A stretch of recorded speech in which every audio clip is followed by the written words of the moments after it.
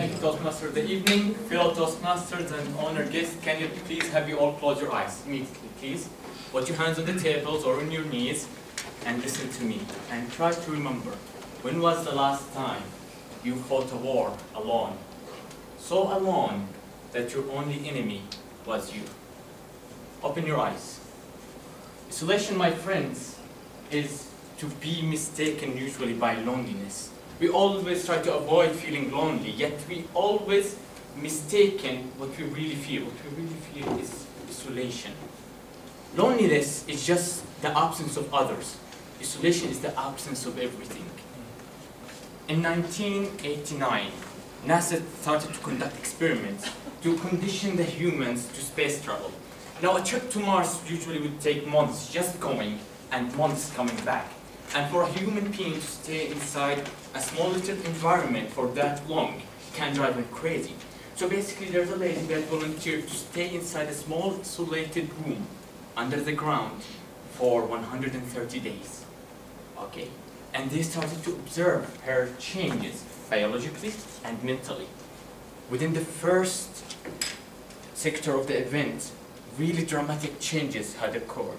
Her sleep cycle was berserk. Usually a human being would sleep 8 hours and then wake up for 16 hours and then re-sleep again. She used to wake up for 20 to 25 hours and then sleep for 5 hours. Her menstrual cycle completely stopped. A really crucial biological change just occurred because she didn't track day and night completely. And by the time she emerged out of the isolation, she thought that she spent half the time she actually spent. Isolation is very interesting. You see, the brain thrives on stimulation. The brain will always seek things to keep it working, no matter what that thing is. Actually, your brain will rather have a painful stimulation than no stimulation at all. Now, a stimulation is any changing thing. So basically, your Facebook feed, as long as you're scrolling, new data is being received. If I copy one single post and paste it all over your feed, it's no longer stimulating. And if I put a test subject inside a Fox screw and give him a small little button that if he clicked, he will get an electric shock.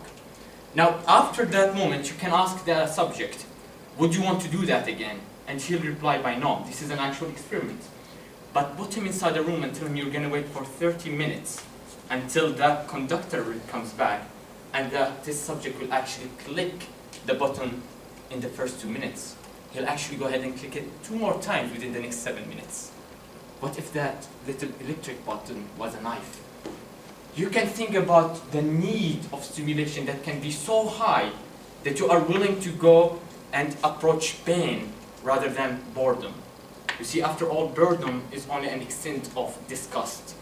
It's loathing, essentially. You see, isolation puts the brain in a small little state of neuro damage.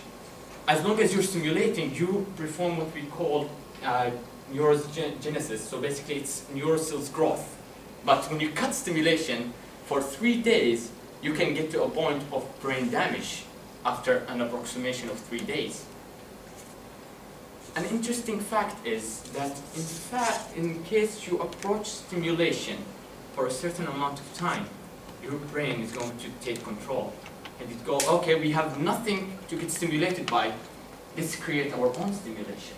So the brain will actually create sounds, smell, taste, and so on, to keep you occupied. As long as you're sitting down inside this small little white room, you're going to start hearing things, smelling things, seeing things, and sometimes talking to people that don't even exist. Your brain thrives on stimulation so badly that it's going to create its own in case of the complete lacking of it.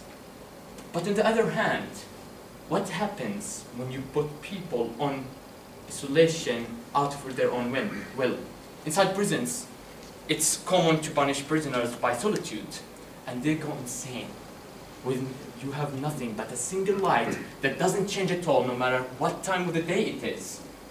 Your brain starts playing tricks on you. Looking at it from another perspective, isolation can be very recreational. Actually, a big portion of religious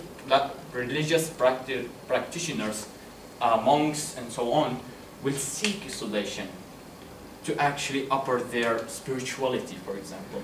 You will see monks that will approach mountains and stay in caves for weeks, if not months.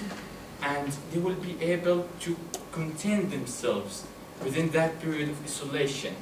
Now the thing is, it's very similar to your muscles. In order for you to work out, you actually tear your muscles apart. And when they regrow stronger. If you approach isolation and almost reach that breaking point, but you survive, nobody knows what can happen.